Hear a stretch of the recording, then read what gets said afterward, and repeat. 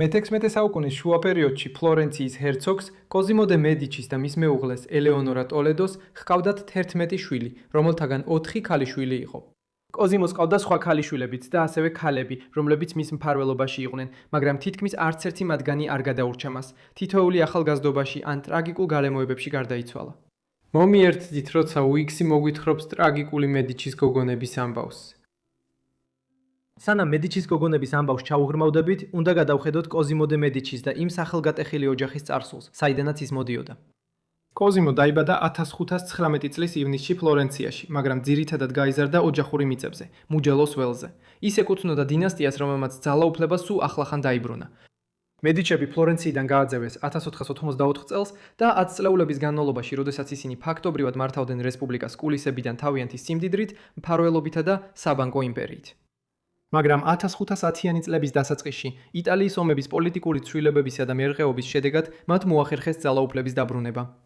და ეს პიკს მიაღწია 1530 წელს, როდესაც კოზიმოს ბიძაშვილი ალესანდრო დე მედიჩი დაინიშნა ფლორენციის პირველ ოფიციალურ ჰერცოგად, რითაც ძველი რესპუბლიკა მემკვიდრეობით სახელმწიფოდ გარდაქმნა. როგორც ოჯახის უმცროსი შტოს წარმომადგენელს კოზიმოსგან ელოდნენ, რომ სოფელში მშვიდად, მაგრამ კომფორტულად იცხოვრებდა. თუმცა ეს ყველაფერი 1527 წელს შეიცვლებოდა. მისი ბიძაშვილი ალესანდრო მოკლეს და ახალგაზრდა კოზიმო მხოლოდ 17 წლის ასაკში აირჩიეს ფლორენციის ახალ ჰერცოგად. კოზიმო ძლიერი მმართველი აღმოჩნდა და 1569 წელს მას ტოსკანის დიჰერცოგის უფრო პრესტიჟული ტიტული მიანიჭეს, რაც მედიჩების მდიდარი მოქალაქეებიდან ევროპელ სუვერენებად აღზევებას აღნიშნავდა. მისი ცოლი იყო ელეონორა ტოლედოსელი. ის დაიბადა 1522 წელს ესპანეთის ქალაქ სალამანკაში. ელეონორა იყო პედრო ალვარეს დე ტოლედოს ქალიშვილი, არისტოკრატი, რომელიც ესპანეთის ვიცე-მეფე გახდა ნეაპოლში და დანარჩენ სამხრეთ იტალიაში, რომელიც იმ დროს ესპანეთის მმართველობის ქვეშ იყო. მან 1529 წელს 17 წლის ასაკში იქორწინა კოზიმოზე, რათა გაემყარებინა დიპლომატიური და სამხედრო ალიანსი ესპანეთსა და მედიჩებს შორის. მალე მათ ბევრი შვილი შეეძინათ, თუმცა ქალიშვილები ძირითადად მცირე ხანს ცოცხლობდნენ. ელეონორასა და კოზიმოს საბოლოოდ 11 შვილი ჰყავდათ, რაც იმ დროის დინასტიების სტანდარტებით მათ ქორწინებას განსაკუთრებულად წარმატებულად მიიჩნევდა. იმ პერიოდის სამეფო და არისტოკრატულ ოჯახებში წყვილის მთავარი ვალდებულება იყო მემკვიდრეების გარჩენა, რათა საგვარეულო ხაზი უზრუნველეყოთ. კოზიმო და ელეონორა განსაკუთრებით აცნობიერებდნენ ამ პასუხისმგებლობას. კოზიმოს წინამორბედმა ჰერცოგმა ალესანდრომ არ დატოვა კანონიერ მემკვიდრეები, რის გამოც მედიჩების ამ შტო დაიშალა და ჰერცოგის ტიტული მოულოდნელად კოზიმოს გადაეცა. ელეონორასა და კოზიმოს 11 შვილიდან 7 ვაჟი იყო და 4 გოგონა. სანამ გოგონების ბედს უფრო დეტალურად განვიხილავდეთ, მოდით მოკლედ გადავხედოთ ვაჟებს. მათგან 2 ჩვილობაში გარდაიცვალა, პიეტრო და ანტონიო. უფროსი ვაჟი, ფრანჩესკო, რომელიც 1551 წელს დაიბადა, 1574 წელს მამამის, კოზიმოს, ტოსკანის დიდი ჰერცოგის ტიტულში ჩაენაცვლა. მეორე უფროსი ჯოვანი მალარიით გარდაიცვალა მხოლოდ 19 წლის ასაკში 1562 წელს, თუმცა მანამდე უკვე პიზის არქიეპისკოპოსი და ეკლესიის კარდინალი იყო. კიდევ ერთი ვაჟი, გარსია, მალარიით გარდაიცვალა რამდენიმე კვირის შემდეგ, ასევე მოზარდობის ასაკში. ასე დარჩნენ ფერდინანდო, რომელიც 1587 წელს თავის ძმას მემკვიდრეობით დიდი ჰერცოგი გახდა და პიეტრო, ფსიქოლოგიურად არასტაბილური და ძალადობრივი ადამიანი, რომელიც ოჯახისთვის სირცხვილი იყო, როგორც მალე ვნახავთ. მანამდე სანამ კოზიმო ელეონორაზე დაქორწინდებოდა და მანამდე სანამ ფლორენციის ჰერცოგი გახდებოდა, ის უკვე მამა იყო. მისი ქალიშვილი ბია დე მედიჩი დაახლოებით 1536 წელს ფლორენციის მახლობლად დაიბადა, მაგრამ მისი დედის ვინაობა საიდუმლოდ ინახებოდა და დრემდე უცნობია. მისი არალეგიტიმურობის მიუხედავად კოზიმო მის თავის შვილად აღიარა და მედიჩების ოჯახში შეიყვანა. როგორც უკვე აღვნიშნე, მან 1539 წელს ელეონორეზე იქორწინა და მიუხედავად იმისა, რომ ბია მხოლოდ მისი გერი იყო, ელეონორა მას მაინც სიკეთით ეპყრობოდა. ბოლოს ბია ოჯახურ მამულში, ვილა დი კასტელოში გააგზავნეს საცხოვრებლად, სადაც მასზე მისი ბებია, მარია სალვიატი ზრუნავდა. იქ მან ბავშვობა გააზიარა ჯულია დე მედიჩისთან, რომელიც ალესანდრო დე მედიჩის არალეგიტიმური ქალიშვილი იყო, ასაკითაც ახლოს იყო მასთან და ასევე კოზიმოს მიერ იყო დაცული. ამ დაცულ ოჯახში ორივე გოგონას მმართველი დინასტიის შვილებისთვის დამახასიათებელი განათლება და ზრდილობა მიეცათ. ბია ასევე ცნობილი გახდა თავისი ნათელი და მოსიყვარულე ხასიათით, როგორც კაშკაშა პატარა არსება კასტელოს მშვიდ ბაღებში. კოზიმო ბიას აღმერთებდა და აშკარად აჩვენებდა, რომ ის მისი რჩეული დარჩა მაშინაც კი, როცა მისი ორი პირველი კანონიერი შვილი დაიბადა. მაგრამ შემდეგ ტრაგედია დატრიალდა. მამასთან ერთად მოგზაურობიდან დაბრუნების შემდეგ ბიამ მძიმედ დაავადდა და მაღალი ტემპერატურა განუვითარდა. სამწუხაროდ ის ვერ გამოჯამრთელდა და გარდაიცვალა 1542 წლის 1 მარტს სავარაუდოდ მალარიით. ის მხოლოდ 6 წლის იყო. მისი გარდაცვალება დიდად დაიტირა მედიჩების ოჯახმა და შემდეგ პატივით დაკრძალეს მედიჩების ოჯახის კრიპტაში, სან ლორენცოში. მისი გარდაცვალების შემდეგ კოზიმომ დაავალა კარის მხატვარს აგნოლო ბრონზინოს, შეექმნა მისი პოსტუმური პორტრეტი. შედეგი არის სევდიანად ნაზი გამოსახულება და ბევრი მიიჩნევს მას ბრონზინოს ერთ-ერთ უდიდეს ნამუშევრად. კოზიმოსა და ელეონორას ქალიშვილებიდან ერთს ძალიან ხანმოკლე ცხოვრება ჰქონდა. ეს იყო ანა დე მედიჩი. ის სინამდვილეში კოზიმოსა და ელეონორას მეათე შვილი იყო, მეორე უმცროსი. ანა დაიბადა 1553 წლის 19 მარტს და გარდაიცვალა 5 თვეზე ნაკლებ დროში, 6 აგვისტოს. ფაქტობრივად მისი ცხოვრების შესახებ თითქმის არანაირი დეტალი არ არსებობს. მისი სიკვდილის ზუსტი გარემოებებიც კი უცნობია. ჩვილებისა და ბავშვების სიკვდილიანობა ძალიან გავრცელებული იყო მე-16 საუკუნეში, როდესაც ბავშვების 30-დან 35%-მდე იუპებოდა მოზარდობამდე. ასეთი მდგომარეობების გამო, როგორიცაა ჩუტყვავილა, წითელა, გრიპი ან სხვა მრავალი გართულება, რაც ჩვილების გადარჩენას უკავშირდებოდა. ანა ერთ-ერთი ასეთი მსხვერპლი იყო, იგივე ბედი გაიზიარა მისმა მრავალმა და ძმამაც.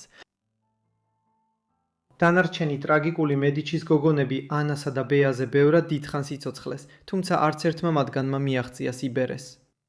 სამიდან უფროსი იყო მარია დე მედიჩი. ის იყო კოზიმოსა და ელეონორას 11 შვილიდან პირველი. ის დაიბადა 1540 წელს, 3 აპრილს, ერთი წლის შემდეგ, რაც მისი მშობლები დაქორწინდნენ. ამგვარად, როცა ის იზრდებოდა, თითქმის ყოველ წელს ახალი და-ძმა უერთდებოდა მას მედიჩების საბავშვო ოთახში, ვილა მედიჩიში, ფლორენციაში. საბავშვო ოთახის ერთ-ერთი ყველაზე უცნაური ფიგურა იყო მორგანტი, სასახლის ჯამბაზი, რომელიც ბავშვებს ართობდა, მუდამ გვერდით ჰყავდა ბუ. ეს იყო თბილი საოჯახო გარემო.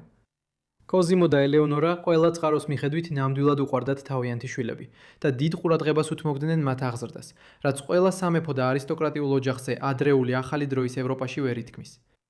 ბევრი სამეფო ჩვილი იზრდებოდა ცალკე ოჯახებში და მშობლებს თითქმის არც კი ხედავდა. მიუხედავად იმისა, რომ ისინი სითბოთი გამოირჩეოდნენ, კოზიმო და ელეონორა სრულად აცნობიერებდნენ, რომ მათი შვილები პოლიტიკურ მიზანსაც ემსახურებოდნენ. იტალიაში, რომელიც ესპანეთსა და საფრანგეთს შორის მეტოქეობაში იყო ჩართული, ხელსაყრელი ალიანსების უზრუნველყოფა გადამწყვეტი იყო მედიჩების გავლენის ფლორენციას მიღმა გასავრცელებლად. მედიჩების დინასტიური ალიანსებისკენ სწრაფვის შესაბამისად, პატარა მარია ჯერ კიდევ 5 წლისაც არ იყო, როდესაც მისი პორტრეტების შეკვეთა მოხდა. ეპოქაში, როდესაც ფოტოგრაფია ჯერ კიდევ არ არსებობდა, ასეთი ნახატები შორეულ სამეფო კარზე გაცნობის საშუალებად გამოიყენებოდა. მისი ერთ-ერთი პორტრეტი პარიზში გაუგზავნეს მის ბიძაშვილ კატერინა დე მედიჩს, რომელიც საფრანგეთის მომავალი მეფის ანრი მეორის ცოლი იყო. ეს ჟესტი ნათლად აჩვენებს, რომ მარია უკვე 5 წლის ასაკშიც კი პრესტიჟულ ფრანგულ ქორწინებაზე განიხილებოდა. საბოლოოდ 1 წლის შემდეგ სხვა ქორწინება მოეწყო. იმ დროისთვის მარია მედიჩის შვილებს შორის ერთ-ერთ ყველაზე ჭკვიანად ითვლებოდა. კარის მწერლები აღნიშნავდნენ მის გონიერებას და ამბობდნენ, რომ ის უმცროს და-ძმებს მათემატიკასა და სხვა საგნებს ასწავლიდა. როცა მარია მოზარდობის ასაკს მიაღწია, კოზიმომ წარმატებით მოაწყო ქორწინების ალიანსი ერკო მეორესთან, დესტესთან, ფერარის, მოდენასა და რედიოს ჰერცოგთან და უზრუნველყო მისი დანიშვნა მის შვილსა და მემკვიდრე ალფონსოზე. თუმცა სანამ ქორწილი გაიმართებოდა, მარია მოულოდნელად დაავადდა, სავარაუდოდ მალარიით და გარდაიცვალა 1547 წლის 19 ნოემბერს, სულ რაღაც 17 წლის ასაკში. თითქმის მაშინვე სკანდალური ჭორები გავრცელდა ფლორენციაში. ერთი ამბავი ამტკიცებდა, რომ კოზიმო თვითონ ჩავარდა მკვლელურ რისხოში მას შემდეგ, რაც მარია საიდუმლო რომაში გამოიჭირა ახალგაზრდა არისტოკრატთან და ოჯახის ღირსების დასაცავად დანით მოკლა. ეს ამბავი შოკის მომგვრელი იყო თანამედროვეებისთვის, მაგრამ თითქმის უეჭველია, რომ ეს მხოლოდ სასახლის ჭორები იყო, რადგან კოზიმოს ძალიან უყვარდა თავისი შვილები. მარია მედიჩის ტრაგიკული გარდაცვალება 1547 წლის ბოლოს არ ნიშნავდა იმას, რომ მედიჩების და ესტეს ოჯახებს შორის ქორწინებრივი კავშირი არ შედგა. ახალგაზრდა ალფონსოს მომავალი საცოლის ვინაობა უბრალოდ შეიცვალა. ამის ნაცვლად გადაწყვიტა, რომ ის მარიას უმცროსდას, ლუკრეციას დაქორწინდებოდა. ის დაიბადა 1545 წლის 14 თებერვალს ფლორენციაში, როგორც კოზიმოსა და ელეონორას მეხუთე შვილი და მათი მესამე უფროსი ქალიშვილი. მათი მეორე უფროსი ქალიშვილი იზაბელა ბოლოს განვიხილავთ, რადგან მან ყველაზე ხანგრძლივი და ყველაზე სკანდალური ცხოვრება განლო. ლუკრეცია გაიზარდა თავის და ძმებთან ერთად დე მედიჩის კარზე ფლორენციაში და განათლებაც მათსავით მიიღო. თუმცა მისი ბავშვობა შეწყდა მას შემდეგ, რაც მისი უფროსი და მარია 1547 წლის ბოლოს გარდაიცვალა. მიუხედავად იმისა, რომ ლუკრეცია იმ დროს მხოლოდ 12 წლის იყო, მისმა მამამ დრო არ დაკარგა და ახალ პოლიტიკურ გარიგებას მიაღწია ჰერკოლეს ჰერცოგთან. ის უბრალოდ მარიას ადგილს დაიკავებდა და ალფონსოს გახვებოდა ცოლად. თანამედროვე სტანდარტებით ეს გასაოცრად ჟღერს, მაგრამ ეს ლუკრეციასთვის პირველი შეთავაზებული ქორწინება არ ყოფილა. უკვე 1542 წელს, როცა ის მხოლოდ 7 წლის იყო, დაგეგმილი იყო, რომ ფაბიო დალმონტეზე უნდა დაქორწინებულიყო. რომის პაპ იულიუს მესამის ძმისშვილი. იულიუს მესამე კი 1550-დან 1555-მდე რომის კათოლიკური ეკლესიის მეთაური იყო. პაპის გარდაცვალებამ 1555 წელს დელ მონტესთან ქორწინების გეგმები ჩაშალა და ამიტომ ლუკრეცია 1558 წლის 3 ივლისს, როცა ის მხოლოდ 13 წლის იყო, ფლორენციაში ალფონსო დესტეზე დაქორწინდა. მისი ახალი ქმარი 24 წლის იყო. შემდეგ უცნაური სიტუაცია განვითარდა. ქორწილის შემდეგ ალფონსო დაბრუნდა მამამისის კარზე ფერარაში, ხოლო ახალგაზრდა ლუკრეცია ფლორენციაში დატოვა. მალე ამის შემდეგ ის საფრანგეთში გაემგზავრა, რათა დახმარებოდა ფერარას პოზიციის განსაზღვრას კატო კამბრეზის ხელშეკრულებაში, 1559 წლის შეთანხმებაში, რომელმაც საბოლოოდ დაასრულა საფრანგეთსა და ესპანეთს შორის 10 წლეულობით გაგრძელებული ბრძოლა იტალიაში ბატონობისთვის. ლუკრეცია ამ დროს გაურკვევლობაში იმყოფებოდა, ქორწინებაში იყო მხოლოდ სახელით, მაგრამ ფაქტობრივად ქმარმა მიატოვა. შემდეგ თვეებში კოსმომ წერილები მისწერა ჰერკულე ჰერცოგს ფერარაში და თავის ახალ სიძეს. ინტერესით ეკითხებოდა, როდის შეუერთდებოდა ლუკრეცია თავის ქმარს ახალ ქალაქში. ბევრ წერილს პასუხი არ მოჰყოლია. ნაწილობრივ იმიტომ, რომ ფერარაში მოვლენები უკონტროლოდ ვითარდებოდა. ჰერცოგი ჰერკულე მძიმედ დაავადდა და 1559 წლის ოქტომბერში გარდაიცვალა, რის შემდეგაც ალფონსო გახდა ჰერცოგი ალფონსო მეორე. მხოლოდ ამის შემდეგ გამოიძახეს ლუკრეცია, რომ მასთან შეერთებოდა. და ასე 1559 წლის გვიან შემოდგომაზე, მხოლოდ 14 წლის ასაკში, ლუკრეცია ქალაქში ჩავიდა როგორც ფერარას, მოდენასა და რეჯიოს ახალი ჰერცოგინია. ამ ყველაფრის შემდეგ მალე ბრონზინომ ლუკრეციას ცნობილი მანერისტული პორტრეტი დაუხატა. ბრონზინოს პორტრეტზე ლუკრეცია თითქმის არაბუნებრივად ფერმკრთალი ჩანს, რაც ადრეული ახალი დროის ევროპელი არისტოკრატი ქალების მოდური იდეალი იყო, თუმცა შესაძლოა ეს მისი მყიფე ჯანმრთელობის დახვეწილი მინიშნებაც იყოს. ის უკვე 1560 წლისთვის ცუდად იყო. ფერარაში ჩასვლის შემდეგ მან სცადა საჯარო მოვალეობები შეესრულებინა, მაგრამ მისი მდგომარეობა თანდათან გაუარესდა. 1561 წლისთვის მას განმეორებადი სიცხეები აწუხებდა და ძირითადად თავის ოთახებში იყო ჩაკეტილი. კოზიმომ საკუთარი ექიმები გაუგზავნა მის სამკურნალოდ, მაგრამ არაფერი შეაჩერა მდგომარეობის გაუარესება. სიცხის შეტევები, ცხვილიდან სისხლდენა, ძლიერი ხველა და მკვეთრი წონაში კლება. ესტეს კარზე შხამის შესახებ ჭორები ვრცელდებოდა, მაგრამ თანამედროვე ისტორიკოსები ამ ამბებს უარყოფენ. მტკიცებულებები კი ფილტვის ტუბერკულოზზე მიუთითებს. 1561 წლის 21 აპრილს, მხოლოდ 16 წლის ასაკში, ლუკრეცია ფერარაში გარდაიცვალა. ის ესთერის ოჯახის მავზოლეუმში დაკრძალეს. ლუკრეციას გარდაცვალებამ 1561 წელს ნიშნავდა, რომ კოზიმოს ქალიშვილებიდან მხოლოდ იზაბელა იყო ცოცხალი. ის იმ დროისთვის უკვე დიდი ხნის გათხოვილი იყო. იზაბელა, რომელიც 1542 წლის 31 აგვისტოს დაიბადა, პაოლო ჯორდანო ორსიმიზე, ბრაჩიანოს მომავალ ჰერცოგზე, 1553 წელს დააქორწინეს, როცა ის მხოლოდ 11 წლის იყო. ორსინის ოჯახი რომის ერთ-ერთი უძველესი არისტოკრატიული ოჯახი იყო. მათ თავიანთი წარმომავლობა რომის იმპერიის დროიდან მოყოლებული მიყავდათ და ამტკიცებდნენ, რომ საბოლოოდ იულიუს კეისრის შთამომავლები იყვნენ. ოჯახის რამდენიმე წევრი საუკუნეების განმავლობაში პაპი გახდა და მათ რომსა და ცენტრალურ იტალიაში უზარმაზარი გავლენა ჰქონდათ. ამიტომ ეს კიდევ ერთი პოლიტიკური სარგებლის მომტანი ქორწინება იყო მედიჩების ოჯახისთვის, როდესაც იზაბელა 1548 წელს პაოლო ჯორდანოზე დაქორწინდა. იზაბელას ქორწინება კი თავიდანვე უჩვეულო იყო. მისი ქმარი ფლანგველი და მსუბუქი ცხოვრების მოყვარული იყო, ხოლო ჰერცოგმა კოზიმომ გადაწყვიტა თავისი ქალიშვილი ფლორენციაში დაეტოვებინა უზარმაზარ მზითვთან ერთად, მაშინაც კი როცა ისინი დაქორწინდნენ, სანამ არ დარწმუნდებოდა, რომ პაოლო ფულს მაშინვე არ გაფლანგავდა, როგორც კი მას მიიღებდა. საბოლოოდ ის მაინც გაემგზავრა რომში, თუმცა იქ 1560-იან წლებში რამდენიმე მუცლის მოშლამ შეაწუხა. მხოლოდ მრავალი წარუმატებელი მცდელობის შემდეგ შეძლო მან ორი ჯანმრთელი შვილის გაჩენა, ქალიშვილი ფრანჩესკა 1571 წელს და ვაჟიშვილი ვირჯინიო მომდევნო წელს. ფრანჩესკა და ვირჯინიო დიდხანს იცოცხლებდნენ მე-17 საუკუნეშიც და იზაბელასაც ბევრი შვილიშვილი ეყოლებოდა, რომ საკმარისად დიდხანს ეცოცხლა მათი ნახვისთვის. მაგრამ ასე არ მოხდა.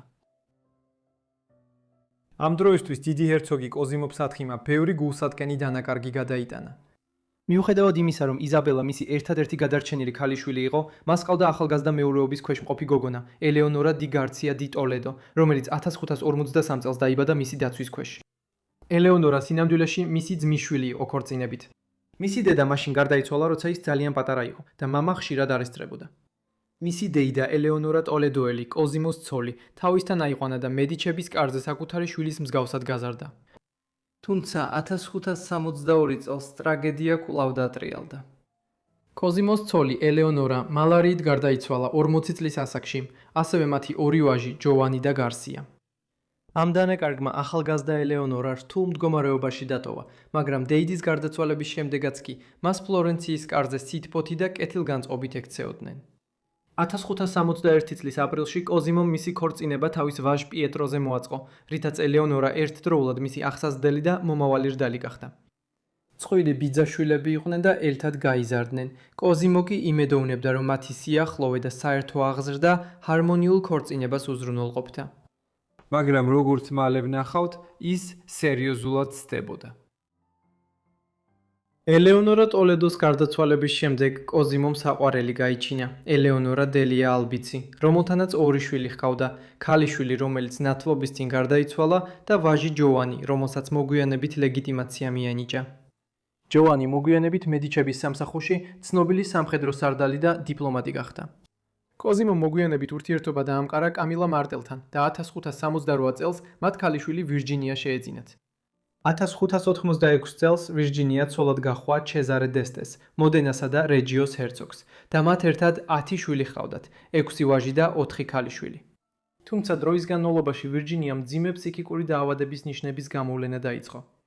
მისმა მღვდელმა ამტკიცებდა, რომ იგი დემონებით იყო შეპყრობილი, ხოლო ეგზორციზმის მცდელობებმა მხოლოდ გააღრმავა მისი ტანჯვა და მოგვიანებით სრულად უნაშეზღუდული დატოვა.